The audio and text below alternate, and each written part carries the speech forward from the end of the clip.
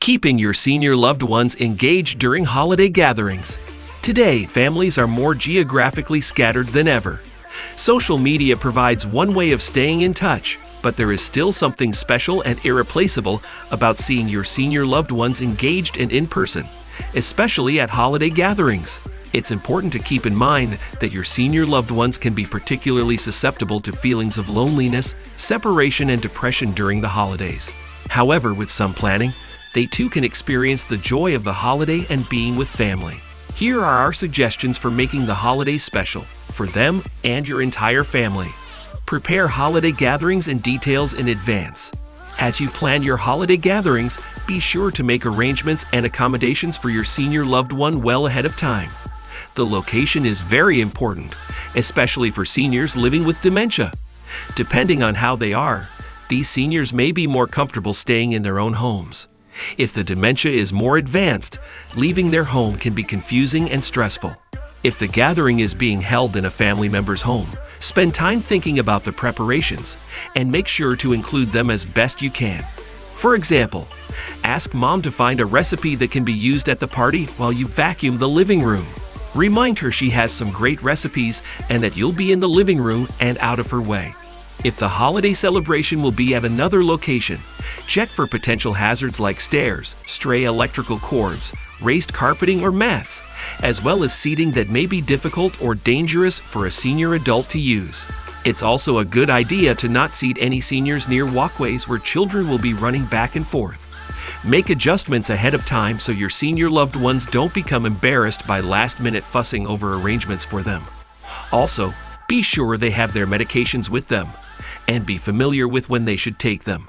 If the senior is living in a retirement or assisted living community, try to include the community's staff in your planning to better understand how your loved one can have a positive experience celebrating the holidays. To keep seniors interested, get them involved. Your parents or grandparents will probably want to help prepare for the holiday gathering. If they are able, ask them to help stir the potatoes or set the table. It gives them a sense of purpose. Remember that in the past, they were the planners, arrangers, caregivers, and cooks of the family, so they will appreciate contributing to the event. It is easy to be consumed with the party and trying to make everything perfect. Just remember why you gathered together in the first place. If grandma spills something in the kitchen, it doesn't matter. What matters are the moments you shared with her that day. Think about the setting. When planning holiday gatherings that include senior loved ones, be aware of the setting. Everyone is talking, music may be playing, dishes clinking. It's loud. If your senior loved one is dealing with a cognitive issue or is hearing impaired, this type of environment can be particularly overstimulating. Or they may not join in because they don't hear or understand what is going on. Some strategies you can use to help them sort through the situation and make sure they feel involved include talking a little slower, but not insultingly slow, facing the senior when talking to them, giving them time to respond, inviting them into a quieter room to talk, engaging activities. It's easy to get carried away in conversation or loud gift exchanges, but be sure to include some quality family time that your parents or grandparents will be happy to participate in. Bringing out an old photo album to look through with your senior loved one can give them an opportunity to talk about family members and connect to their memories.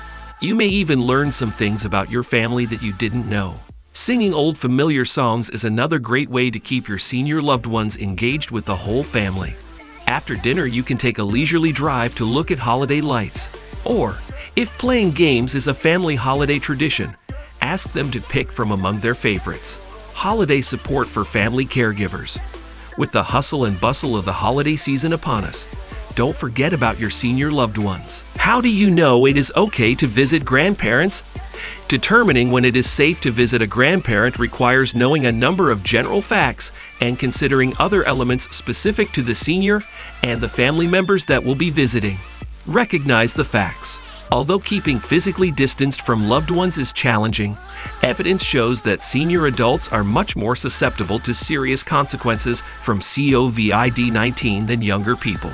As people age, their vulnerability to the virus increases. For example, People in their 50s are at higher risk for severe illness than people in their 40s, and the risk progression increases with age. In fact, 8 out of 10 COVID-19 related deaths occur among people aged 65 and older. Therefore, seniors are encouraged to limit their interactions with other people and take precautions when they do interact with others. Evaluate the risks when you visit grandparents. Whether or not to visit grandparents can be quite difficult to determine. However, seniors long to see their children and grandchildren, and loneliness can be a predictor of decline and even death in older people. An evaluation specific to the needs of each individual must be made to determine the amount of risk that is acceptable for a visit. Some of the factors to consider. 2. The grandparents have high-risk medical conditions. These conditions include lung disease, heart problems, and diabetes. How well have family members been socially distancing? Have you and your children been faithfully following guidelines for social distancing, wearing masks, hand washing, and avoiding crowds whenever possible? Are some family members still required to work outside the home on a regular basis? How many times did someone go to a store, meet a friend for a drink, or otherwise come in close contact with someone who was not following the guidelines? Have any potential visitors shown signs of infection that can be linked to COVID-19, or have they been exposed to someone with the virus? If so, all visits should be canceled or delayed, and the senior should stay at home and monitor their symptoms for 14 days. Weighing benefits versus risks.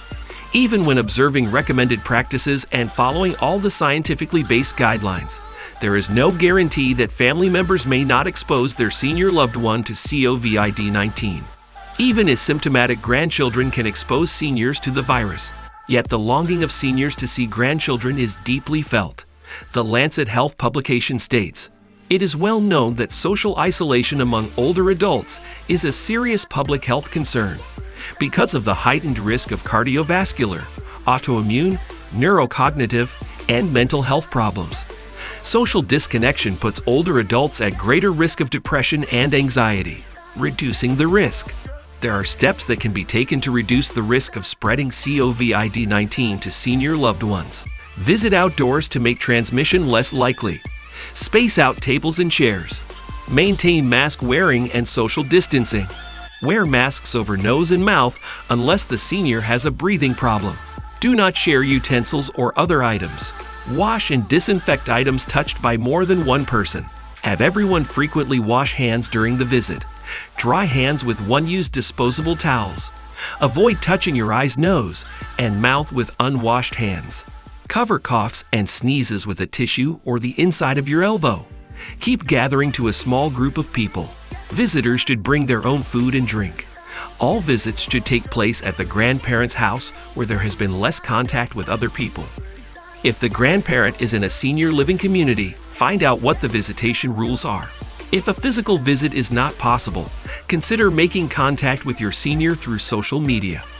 This is a lot to remember, and it goes against many of the natural behaviors people would demonstrate when gathering with family. National Grandparents' Day. The important thing to remember is that by limiting physical contact when you visit grandparents, you and your children are actually expressing your love and concern for your senior. Yet having family members just in close proximity may actually be the most touching thing your senior loved one has experienced in months. Thanking essential workers during the COVID-19 pandemic. We've read a lot about essential workers on the front lines of the COVID-19 pandemic. Healthcare employees, family caregivers, police and firefighters, grocery store personnel, delivery drivers, and staff at senior living communities immediately come to mind. Then consider the repair person who comes to fix your refrigerator, or the factory workers who provide the goods and services we need. Consider as well the clerks standing behind the plexiglass at your pharmacy and food bank, and think of shelter employees and volunteers. The list of essential workers is millions of people long. How do we thank those that are keeping us safe? Ways to say thank you. People of any age can say thank you, whether they are a resident in a senior care community or a small child at home. We say thank you by keeping essential workers safer, practicing social distancing, wearing masks while in public, and practicing frequent hand washing. The simplest and most direct way to show our appreciation is just by saying thank you when you meet one of these people. Consider the added stress and worry with which they may be contending. Voicing your thanks demonstrates your acknowledgement of the service they are providing. At home, you can put a sign in your window thanking essential workers, like the postal worker who delivers your mail, or the police officer driving by, or the nurse who lives across the street from you. Thank you signs are great projects for young children, allowing them to be creative while teaching them about gratitude and respect for others. If you know a healthcare worker who is putting in many hours at a hospital or who works at a senior living, care and services organization like Bethesda, perhaps you could mow her or his lawn, run some errands, deliver items they may need, or just place a thank you card in their mailbox. Thanking essential workers by providing support. We can say thank you to essential workers that are supporting our community by joining in efforts to help them and others who are in need. BJC Healthcare provides an extensive list of ways and items to donate to its hospitals. If you wish to contribute, please see the page to find out how to help. The United Way of Greater St. Louis lists opportunities for donations, volunteer positions, as well as supplies needed in the St. Louis area. Bethesda is looking for face mask donations and financial contributions to the Ken and Gary Perry Readiness Fund. There are many ways to get involved. Churches, food banks, charities, and homeless shelters also provide essential supplies and services to people in need, particularly now with so many people unemployed. Start a new holiday tradition, an annual review of end-of-life wishes. As we prepare for our holidays, the turkeys of Thanksgiving, the gifts of Christmas, and the lights of Hanukkah, take a moment to think of your family and what you want them to know about your end-of-life wishes. From the time I was 12 years old, I knew exactly what my parents wanted at the end of their lives. I knew they wanted to be organ donors, they wanted to be cremated, and they wanted their ashes spread in a particular place loved by our family. While I don't remember exactly how the conversation started, I know that it was around the time of the Karen Ann Quinlan case, the young woman that was in a persistent vegetative state that made international news. At one point, the review of their end-of-life desires became an annual discussion. The benefits of planning ahead. Flash forward to when I was 26 years old and my father had his first heart attack. He was 58 with no prior health problems of significance. He was in Texas and I was in Missouri, and my brother lived even farther away. About 8 hours later, he had his second and final heart attack. My brother and I did not suffer because we couldn't say goodbye in person. We were comforted that he had made his wishes known to us. We immediately consented for organ donation, and he was cremated just as he had requested. 2 days later, we held a memorial service for friends and family. We were stunned at the people that came forward and chastised us for going forward with cremation and organ donation, stating that they really knew what he wanted. I'm not saying that his choices were right for everyone, but it was his choice, clearly articulated by him and discussed with us. Because of our discussions, we were spared the agony of trying to figure out what he would have wanted. We were at peace because we know we responded as he wished we would. We later received letters of thanks from organizations that were able to benefit from his organs. Months later, after the birth of my second child, we gathered and spread his ashes in the desired location. I began working in hospice care when I was in my late 20s, and I continue to work in the field today. I've had my own children determine their end-of-life choices when they became licensed drivers. You just never know when those decisions will be needed. I am constantly surprised in my work when I meet people that have never discussed their end-of-life wishes with their loved ones. It is so much easier to talk about than you imagine. Quick tips for discussing end-of-life wishes. I think the winter holidays are a perfect occasion to talk about end-of-life wishes. The extended family is together, and I've found, more often than not, that family members appreciate knowing what your wishes are. Stating what your end-of-life wishes are, knowing your spouses, and telling your family about them will help open the discussion. In the end, having this conversation will bring peace of mind to your family. This is how I would get the conversation going. I've been thinking about what you want to happen when you die. Have you ever thought of that? Follow up with some additional questions about their end-of-life wishes. Do you want to be an organ donor? Do you want life support? Do you want to be buried or cremated? Do you have a preferred funeral home? Do you have a burial plot, Many older people may have already paid for one. Other important questions to ask: where do you keep your important papers? Is there someone on financial accounts as a co-owner or authorized signature? This makes sense if there is ever an unanticipated event. Do you have a will? Do you want hospice care at the end of your life? Are you willing to write your wishes down? While having this conversation is crucial, it is also important to write down those wishes so that they are not forgotten and family is spared crisis decision-making. There are simple forms designating a healthcare agent and durable power of attorney for healthcare and finances available through the Missouri Bar Association website. These forms allow you to select what, if any, life-prolonging methods you are willing to try.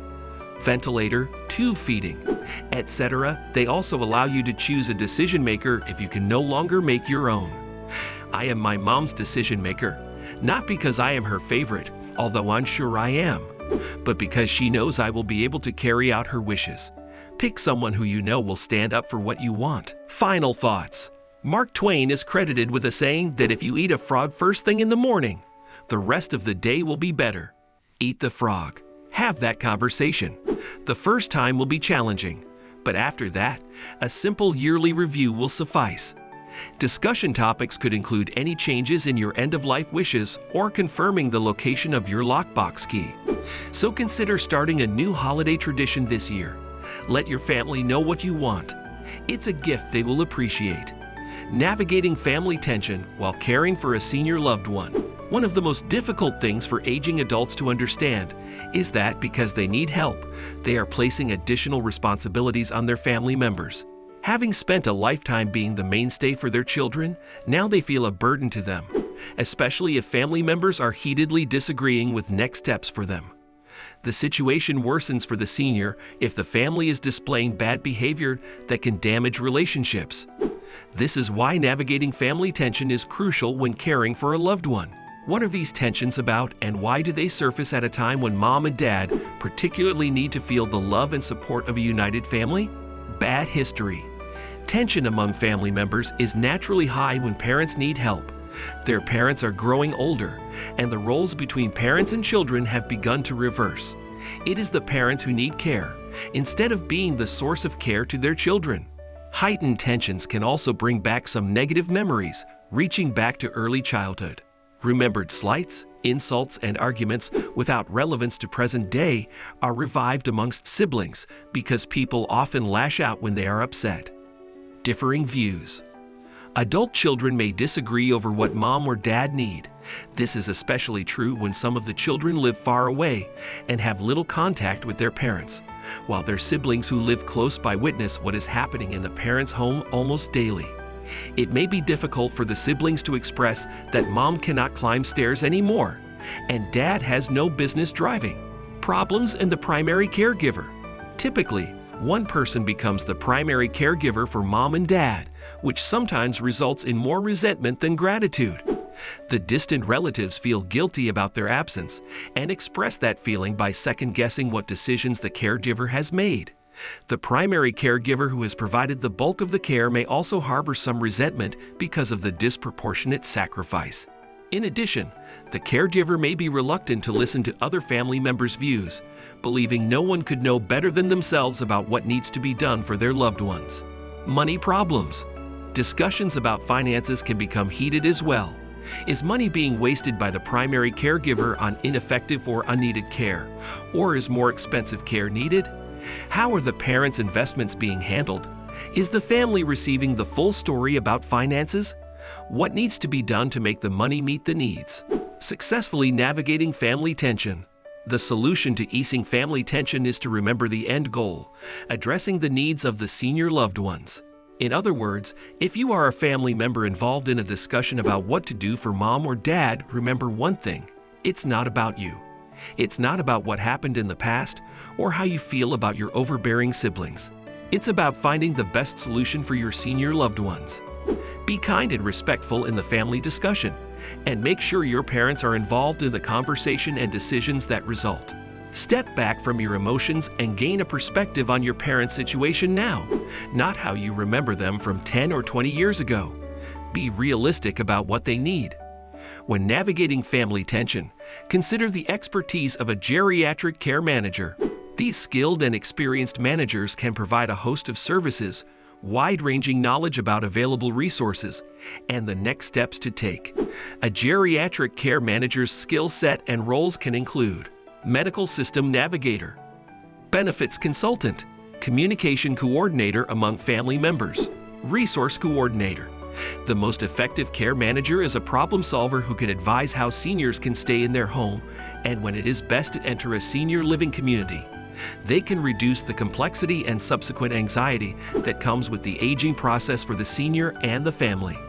They also help resolve family differences because they bring no personal family history with them, just a focus on the needs and wishes of the senior and his or her family. The World Health Organization says that ageism is the most socially acceptable prejudice in the world and deems it such a serious public health threat that it commissioned studies on 5 aspects of it. One of these studies set out to determine whether ageism interventions can actually change people's attitudes and reduce ageism. Researchers at Cornell University and the University of Toronto performed an exhaustive meta-analysis entitled Interventions to Reduce Ageism Against Older Adults, a systematic review and meta-analysis to see if anti-ageism methods work. Meta-analyses combine data from many independent studies of the same subject to determine overall trends.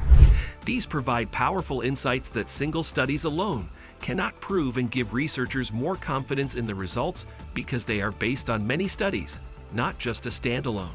The WHO notes that ageism is usually unchallenged due to its largely implicit and subconscious nature. Because of this, it's entirely possible for people to be ageist without knowing it. The WHO has a 9-question quiz so you can rate your own ageism. This bias can wreak havoc with older adults' health. For example, if physicians harbor ageist attitudes, they may dismiss, undertreat, or overtreat patients with unnecessary screening or medication. If ageism is internalized among older people, they may die earlier. According to a study by Yale University psychologist Becca R. Levy, who was also one of Next Avenue's 2016 influencers in aging, people with positive self-perceptions of aging live 7.5 years longer than people who had negative attitudes. How the study was conducted. Ageism was first defined by gerontologist Dr. Robert Butler in the late 1960s.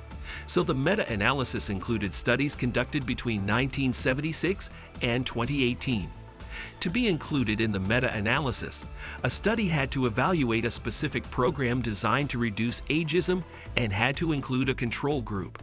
So one group received some form of intervention and the other didn't.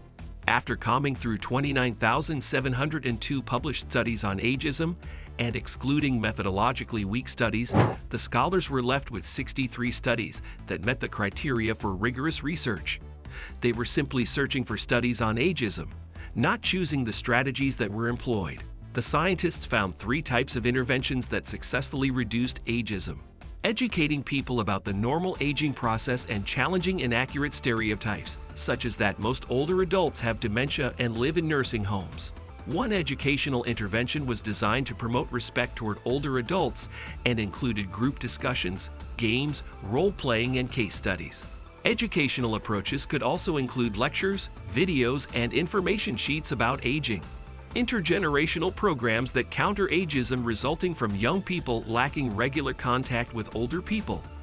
These programs connect older and younger people with the goal to reduce perceived differences and challenge prejudice or stereotypes. For example, medical students and older adults might visit a museum together and discuss the art.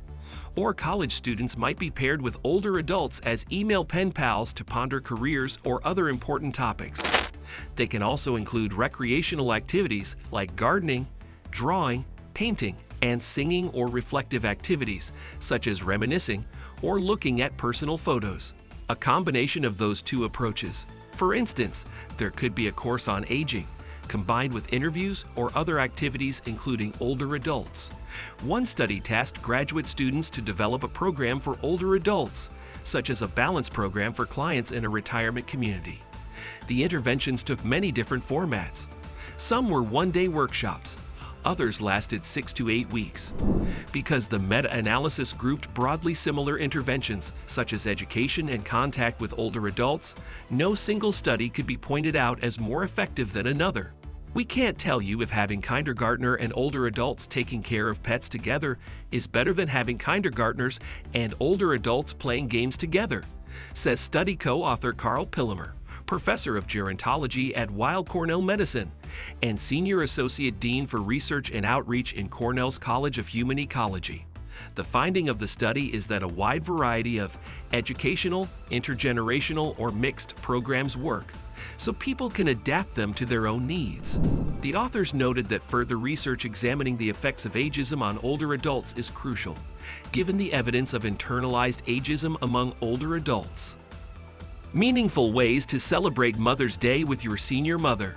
Mother's Day is the perfect time to show mom just how much you love and appreciate her. For many of us, however, finding meaningful ways to honor her can be somewhat of a challenge. Here's a hint. It's all about spending quality time with her. Perhaps your mom lives at an independent senior living or assisted living community. If so, you might check to see if the community is having a Mother's Day celebration. Also, many senior living communities offer private dining facilities for a family gathering, but you may need to schedule ahead. Make sure the Mother's Day activities you plan are physically manageable for mom. You may want to consult with the staff about what you are planning, so they can advise you regarding issues or concerns. Also, with advanced notice, staff may be available to assist. Bethesda Senior Support Solutions can provide this service for Bethesda residents and their families. Here are a few ideas to help you celebrate Mother's Day with your senior mother. She is unique, so complement these with your own ideas that let her know you were thinking of her.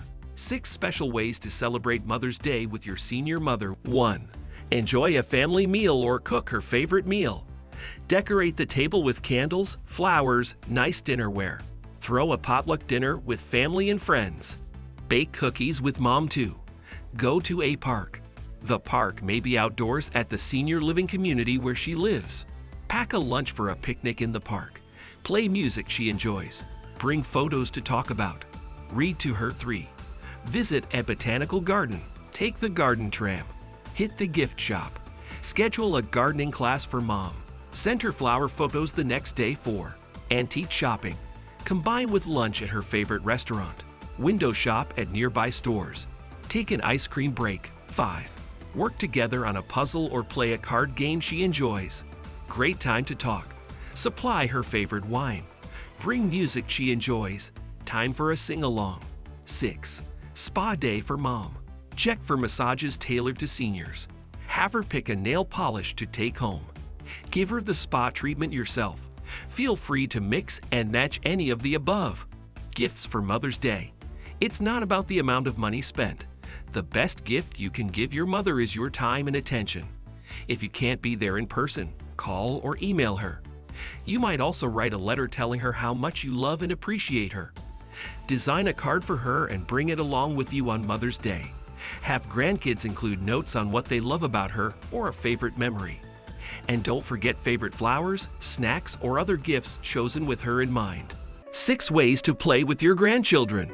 In both her professional and personal experience, Marty Erickson has always been a big proponent of play. It's beneficial to children at every age, from infancy on up, and to adults too, she said, citing the cognitive, physical, emotional, and stress-reducing elements found in even the simplest kinds of play. Erickson, who lives in Minneapolis, is the founding director of the Children, Family, and Youth Consortium at the University of Minnesota. She specializes in linking research, practice, and policy in the areas of parent-child attachment, child abuse prevention, and children's mental health. Erickson retired from the U of M in 2008 and served as a consultant in the United States and abroad. For more than a decade, Erickson and her daughter Erin, a women's health nurse practitioner and specialist in maternal child health, have hosted a weekly podcast called Mom and Hour, focusing on a variety of family topics. Play is a significant and meaningful part of Erickson's daily life too. She and husband Ron, parents to Erin and her brother Ryan, are the proud grandparents of 5: Grant, Clara, McKinley, Aaron's children, and Miles, and Elise, Ryan's children. They range in age from 13 to 9. Play is a state of mind. Since becoming a grandmother, Erickson has loved spending time engaging her grandchildren in all different kinds of play. Play is a state of mind, Erickson says. It's not just something you do. Here are 6 tips from Erickson, with a few notes. From Grants and McKinley, on ways to play with your grandchildren. Engage in creative play in everyday situations. Whether helping drive grandkids to school or extracurricular activities, or taking them on errands, Erickson said time spent in the car with kids is an opportunity for fun. When my grandchildren were little, I'd ask them for a topic, and then I'd make up a song, she said. And when they got older, they would make up the songs. To this day, Clara and McKinley fondly remember a song the 3 of them created in the car, and which Erickson, an accomplished pianist, later set to music. According to Erickson, they also composed chain stories starting with Once Upon a Time, which often veered off onto humorous tangents. It's about turning a boring task, like driving around doing errands, into a playful moment, she said. 2. Spend time outdoors. As co-founder and chair emerita of the International Children and Nature Network, Erickson believes strongly in the value of people of all ages being outdoors in nature. Even if it's just in your backyard, there are so many opportunities to play outside with your grandchildren, she said, recalling a time when her grandkids set up a nature center in her backyard. Other options include neighborhood walks, bike rides, playing tennis, or even ice skating. Last Christmas, my grandkids got me new ice skates to replace the ones I'd had since I was a teenager. I wondered if I was the only 70-year-old grandma getting ice skates for Christmas, said Erickson. But I love that the grandkids knew that would be my favorite gift in years. It puts a smile on my face to know that when the kids think of me, they think of playing. 3. Let your grandkids direct the play. Grandparents shouldn't feel as if they need to plan playtime. Take the cues from the kids. They can come up with the ideas, Erickson said. While grandparents and parents might frequently hear, "I'm bored" from kids, Erickson spins that complaint around. I'll say, "That's exciting. That's an opportunity for me to see what your creative brain will come up with," she said. All of Erickson's grandchildren are fans of creative drama, putting on impromptu plays, some including their grandmother, who was once assigned the role of a kindly nanny with a British accent, and playing charades. On Thanksgiving, the kids wanted to end the day with an elaborate game of charades. For the first time, the teams were kids versus adults. The kids won by a mile, she said. By the end, we were all laughing hysterically. 4. Find ways to play away from the small screens. This can be challenging for both kids and adults, but Erickson said encouraging everyone to put away their phones can be framed in a loving way. Emphasize that when you're together, it's a special time, she said. Ask them to put away their devices for a while and assure them they can set some time aside to play games or text their friends later on. If they're struggling to make suggestions on what to do instead, toss out some ideas. Maybe cook together or take a ball to the park. Board games are a great alternative to electronic ones, Erickson said. 5. Make memories through play. Erickson recently asked McKinley, 11, for his thoughts about playing, and his answers were insightful. He said playing makes you more creative and that you become a really good problem solver, she said, in step with his outgoing personality.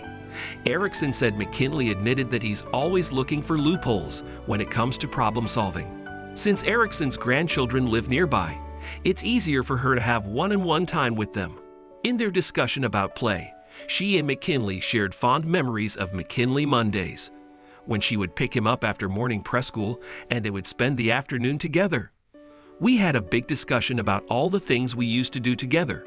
We played with Legos, did art projects, and took walks to the lake by our house to see the ducks, she said. He also remembered how he always wanted us to take a nap together too, Erickson added with a laugh. 6. Vacation or staycations. Over the years, Erickson and her husband have also taken opportunities to travel with their grandchildren, including a trip to the Black Hills with Miles and McKinley the year the boys turned 8. But according to Erickson, you can always enjoy new experiences with your grandchildren in your own hometown. For Elise's birthday last month, I gave her a kid's travel guide to the Twin Cities. We're going to schedule a day or two during Christmas break when we will be like tourists in our own city," said Erickson, adding that Elise is the one planning their agenda. Being open to meeting grandchildren where they are, in terms of their interests, is so much fun, said Erickson. It's really a chance to recapture your inner child. Senior home safety. Creating a senior-friendly garden this spring. A garden is one of those rare places that touches all of your senses as well as your spirit. A multicolored space to relax, heal, enjoy natural beauty, and rest, maybe after a bit of work. In addition, research shows that nature can improve the health and well-being of seniors and stimulate a sense of renewal by taking them out of their routine, reawakening their senses and increasing activity levels. So regardless of whether the purpose is for exercise or relaxation, how do we make the backyard or garden more senior-friendly? How does your garden grow? Depending upon the physical capabilities of the senior. Tending to a garden can be a rigorous, down-in-the-dirt workout of planting, pruning, watering, and weeding. Perhaps the desired effort can be less physically challenging, like watering, but a still immensely satisfying experience. Here are some suggestions to make things a little easier. Low maintenance but highly enjoyable. A bird feeder provides a great nature show, and they are ideal for almost any area in the yard. Also, flowers in pots outside a window are easy to plant and maintain while providing a colorful display. If you are a little more adventurous, tasty and fragrant herbs can be grown in small pots with some sunlight and a little water. Getting around the garden or yard. For seniors who use walkers or wheelchairs, ramps can provide access to all areas of the yard.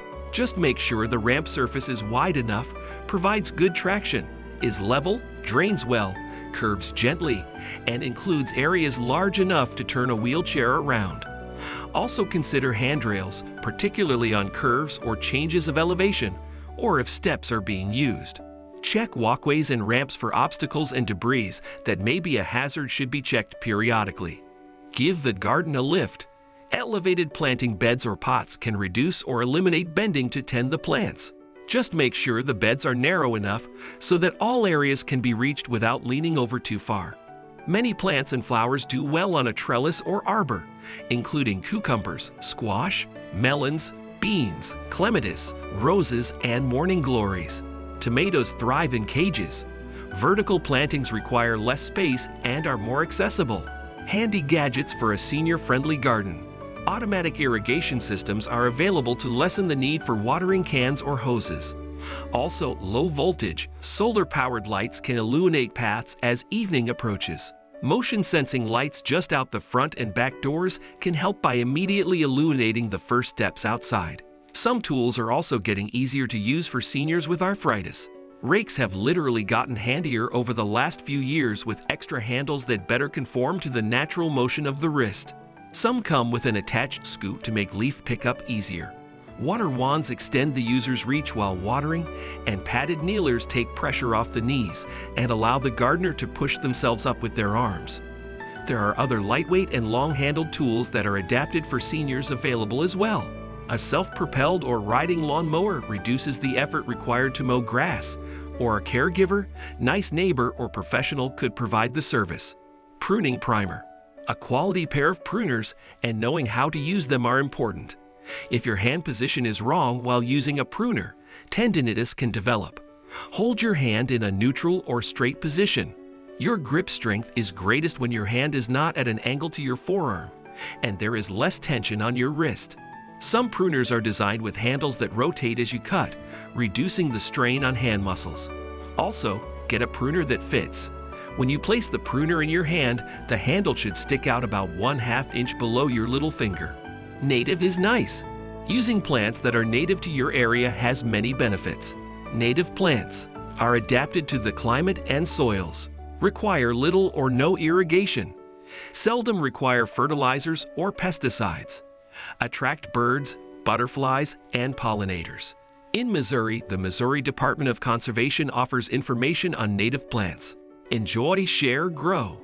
Enjoy your gardening, but don't overdo it. You might try alternating tasks. Prune for a few minutes, then rake, take a break, and then do some weeding. There is no rush. If it is warm, take time to sit in the shade, drink plenty of fluids, or go inside to rest and cool off. A garden is a great place to spend time with your adult children or friends, and a wonderful opportunity to teach children how nature works. If there isn't room for a garden in your yard, or you just want to garden occasionally, a neighbor or friend might love your help in their garden. Whatever you are able to do, get outside, reconnect, revive and grow something beautiful in your backyard or garden. It's that time of year again. The benefits of intergenerational activities. When you were born, you could feel your parents' loving touch and be comforted by the soothing sounds they made. As you grew older, they introduced you to a new world and celebrated milestones with you. Many of the valuable things you learned from them will never leave you, and you probably have passed many of these lessons onto your own children. Family relationships last a lifetime and continue to be a source of comfort, learning, and celebration as your parents become senior adults. The challenges of distance and difference. Today, families are more geographically scattered and busier than ever. Not only are families farther apart physically, between generations there is a widening gap in communications. While social media has become the go-to communication resource for younger generations, it can be intimidating and confusing for some seniors. Intergenerational activities benefit all generations. Adult children can learn life lessons from their loved ones who have experienced many defeats and triumphs over the years. It is a perspective gained by time, but it can be shared by those willing to listen. The benefit is that the ups and downs of daily living are, in this long view, put into proper context. People of all ages need a sense of belonging, a foundation of beliefs, relationships, associations, and purpose that only families can produce.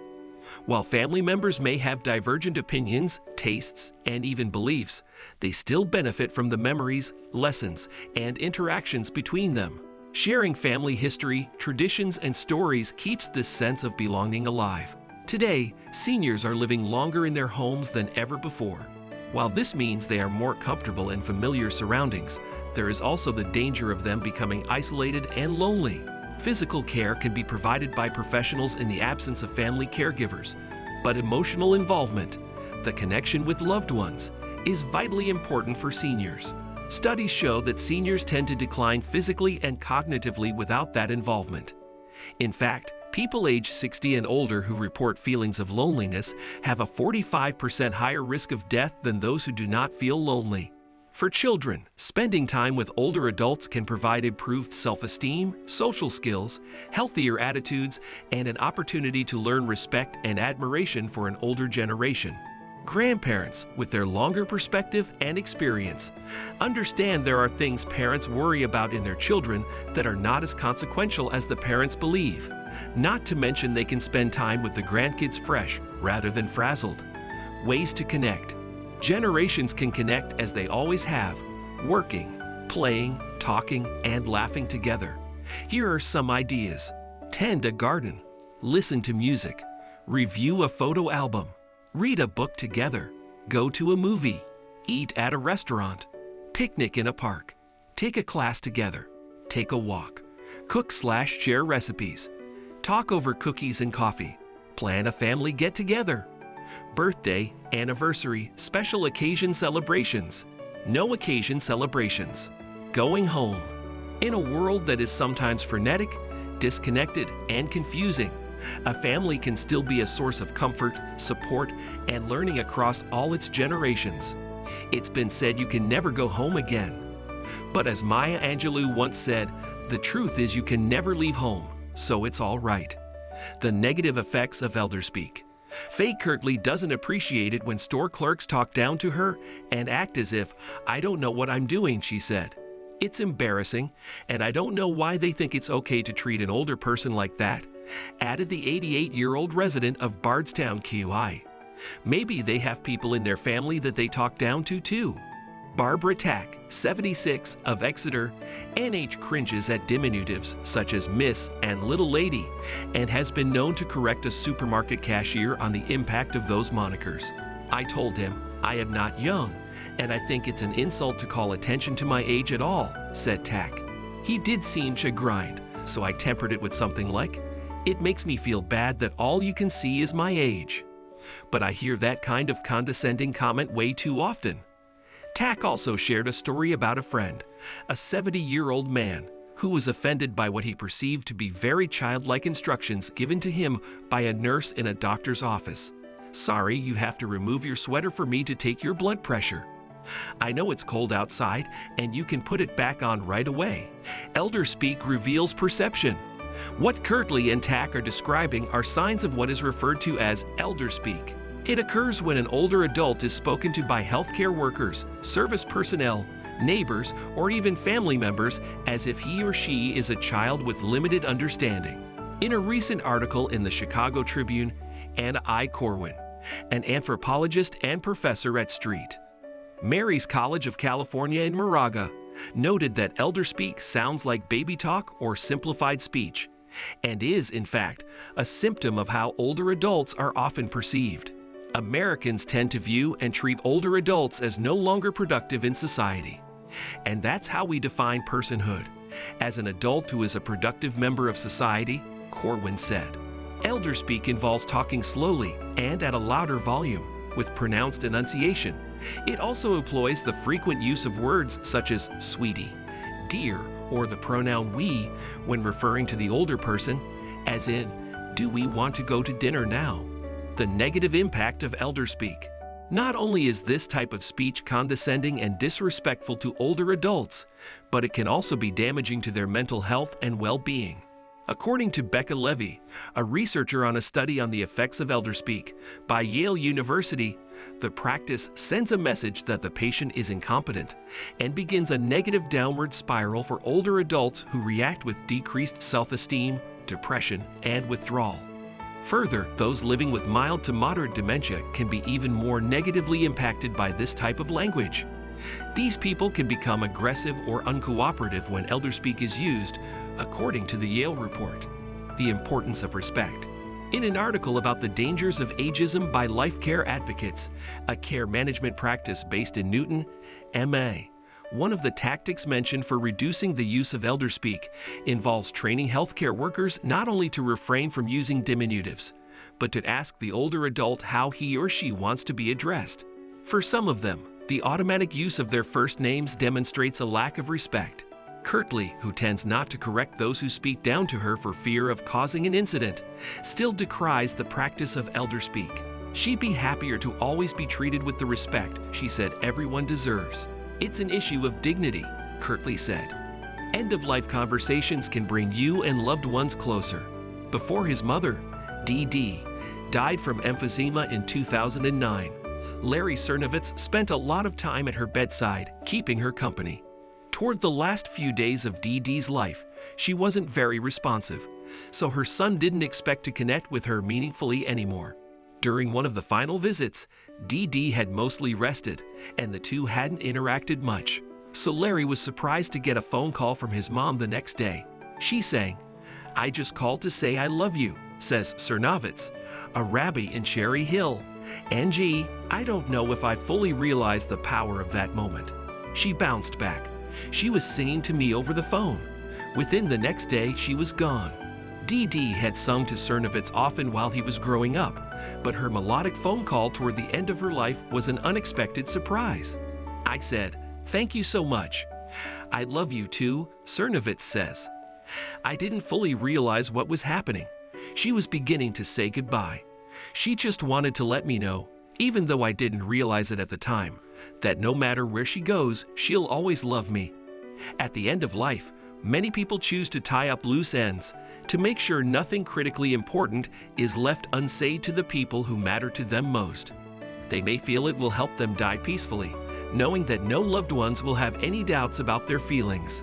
Those are opportunities for people to take stock and say, "I want to be more intentional about how I want to relate to people in my life," says Dr. Jessica Zitter, author of Extreme Measures, Finding a Better Path to the End of Life, and an attending physician in critical care and palliative care medicine at Highland Hospital in Oakland, California.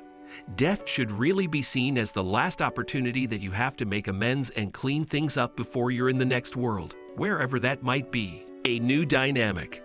The end-of-life period can spark honest, soul-bearing conversations that let people grow together emotionally while reminiscing, apologizing, forgiving, thanking, or recognizing the efforts of their most cherished relatives and friends. Such talks can be especially meaningful if they're initiated by someone who doesn't usually talk about his or her feelings. These conversations are refreshing and calming to the souls of all who engage, says Hattie Bryant, author of I'll Have It My Way, Taking Control of End-of-Life Decisions. If the dying person says words that the loved ones around are not used to hearing, it can open up a new and deeper path. Recognize the moment. Sometimes palliative care physicians will help their patients with life-threatening conditions facilitate these conversations, steering them in directions that can bridge differences, highlight commonalities, and allow people to grow closer. It's ideal to have these conversations during the final weeks or months of life, rather than waiting until the last possible moment. We always think we are going to have more time than we do, says Zitter, who appeared in the Academy Award-nominated short documentary Extremis about end-of-life decisions and conversations. I see so many patients who get caught off guard by those final days, to the point where something happens.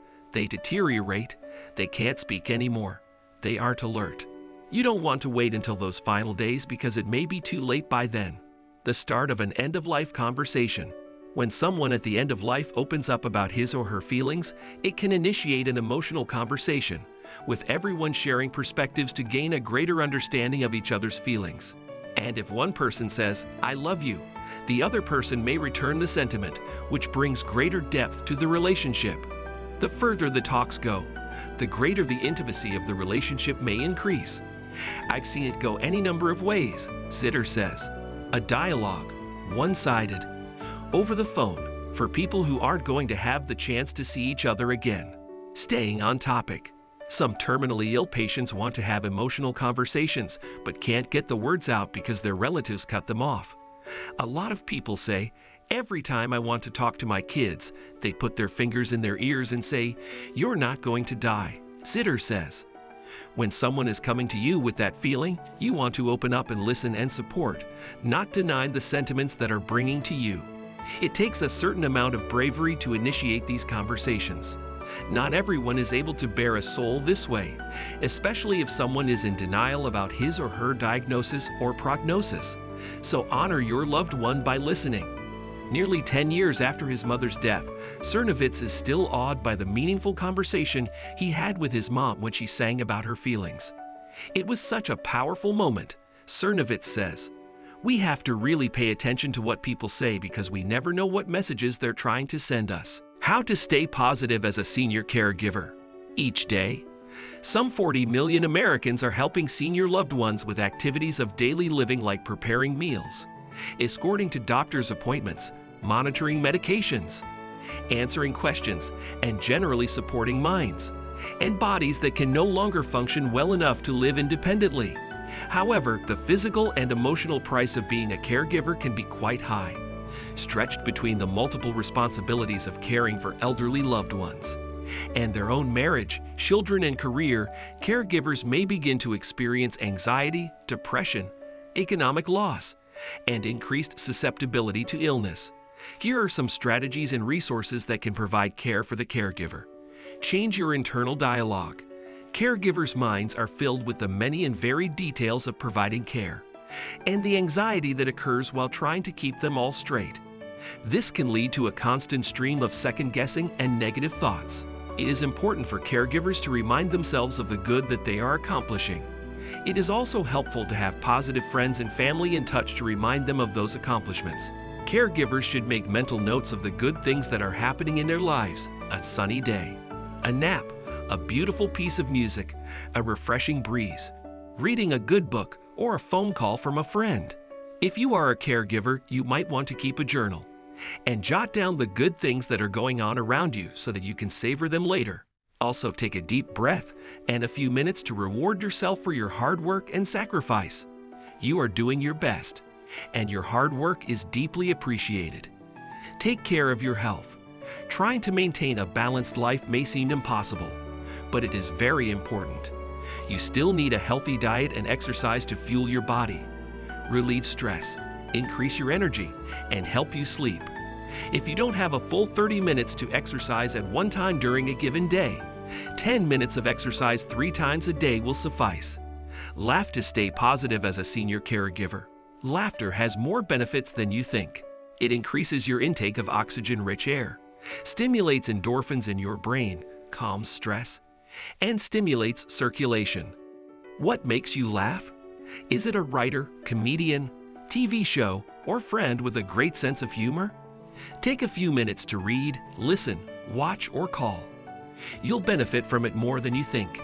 Pace yourself. Think of caregiving as an endurance event, like a long-distance run. You cannot continually sprint at top speed from task to task without breaking down. Take breaks, even if just for 5 or 10 minutes. Short breaks can restore energy, reduce stress, improve your health, give you time to focus, and enable you to accomplish more. Get organized. You may be a great multitasker, but being a caregiver for a senior adult with physical and cognitive issues presents a multitude of challenges. Instead of mentally exhausting yourself by trying to keep every detail in your head, maintain a planner or calendar of what needs to be accomplished. Also, a daily routine makes the day go more smoothly and requires less mental energy than constantly reinventing things while you are going through your day. Just don't get too organized. Planning everything to the last minute is not only impractical, but it can also increase stress when things don't go as planned. And they won't. Don't be the Lone Ranger. Caregivers are often their own worst enemy. They tend to have difficulty sharing their duties with others, as they believe that they are the only ones who can perform the caregiving tasks correctly. They can end up defining their self-worth by the service they provide and invest themselves in it to the point that they block other family members from participating in the care process. As responsibilities multiply, they are no longer able to cope, and eventually the situation comes crashing down. Before that happens, ask relatives or friends for help. Maybe they can perform specific tasks like lawn care, grocery shopping, taking the senior to the doctor, staying with the seniors to allow the caregiver a break or help with organizing finances. It's never a sign of weakness to ask for help, so speak up. Additionally, there are online and in-person support groups for caregivers. You are not alone. Eventually, the services of a senior care coordinator may be required. Senior care coordinators are members of a comprehensive team of healthcare professionals who work with senior adults to improve and maintain their health wherever they may live. The family can continue to be involved with caregiving at whatever level they desire, but the senior care coordinator can help navigate the medical system, as well as advise on resources for long-term care, benefits, financial planning, and other concerns. Aging families, older adult children, and their parents. A decade ago, Dr. Richard Thill moved back into the family home in Anaheim, California to live with his aging parents. Thill was with his mother when she died at age 102 and continues to live with his father, Elmer, who, at 104, is Anaheim's oldest lifelong resident.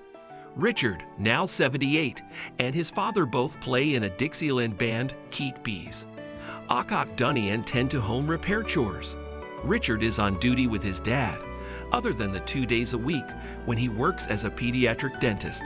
When I go to the office, I drop him at the senior center. He plays pool, exercises, and talks to the people there, Richard said. My goal is to keep him home until the end. Everything I have is because of my parents. The Thill father and son team represents a newly observed wrinkle in the demographic of aging families, older senior parents with children who are themselves older adults. He sees that my bills are paid, cooks for me, and keeps me going, said Elmer, who is retired from his real estate career but still holds his broker's license. I say he's just a kid, a new phenomenon with longevity, while the dynamic is still unusual. Instances of families whose intergenerational members are growing old simultaneously have become more frequent and represent new demands for caregiving. We're looking at a new phenomenon with longevity that was almost freakish. More baby boomers still have their parents than any previous age cohort, said Catherine Borner, gerontology professor at the McCormack Graduate School at the University of Massachusetts at Boston. Putting these families on the map is my purpose. Borner is leading the Aging Together study, funded by the National Institute on Aging to study these late-life relationships. Her research, which will analyze 120 parent-child families that feature a parent in his or her 90s with a child older than 65, will conclude in the next year or so. She hopes her findings will shed light on the challenges these older families present and will inform policymakers and support providers about their particular needs. There's a huge volume of literature on caregiving, but it's based on middle-aged family members and supports are created with them in mind, Borner said. Caregivers who are much older need different community services. Right now, there's little designed for this group. Borner has long studied the very old, with previous research on centenarians. But what she's learning in her in-depth interviews with senior parents and children has surprised her. An unexpected finding is the subgroup of old parents who are serious support providers to their children, she said. We're used to upstream support, child-to-parent support, but when children are over 65, they may have significant health conditions. The late Senator McCain and his mother. Americans had the chance to observe an aging family at the public memorials honoring Arizona Senator John McCain, who died earlier this year a few days before his 82nd birthday. McCain's 106-year-old mother Roberta was photographed in the front row at his funeral, gripping the hand of her granddaughter Megan. The nation watched as the McCain family matriarch, solemn and elegant, mourned the towering figure whom she called Johnny. Positive and negative aspects of the relationship. The quality of the lifelong parent-child bond has implications in the final stages of life, according to Borner's preliminary research. How much the relationship is perceived as a blessing depends on if it has been positive. In many families, these relationships have been difficult and remain so, and they are more likely to be viewed as a burden, she said. It's quite tragic when you meet a daughter in her 70s who never had a good relationship and confides to you. I thought I would have a time when I was free of this. Approximately 2.5 million Americans are 90 and older, and according to the U.S. Census Bureau, the over 85 demographic represents the fastest growing part of the aging population. As lifespans continue to expand, so inevitably will the number of late-life parents with older children. These relationships are likely to shift in the future. My 85 someday is going to feel different than my mother's 85 does today, said Cynthia Hancock, gerontology undergraduate coordinator at the University of North Carolina at Charlotte. When baby boomers and millennials get to the age of our oldest citizens, they will have a different experience. There will be more of us. We will live independently for longer in retirement. We will be healthier. Our oldest citizens didn't have fluoride in the water or vaccinations when they were growing up, said Hancock. Gerontologist Carrie Burnite sees the potential for beautiful relationships that can reduce a late-life risk factor, loneliness, which she calls a public health crisis.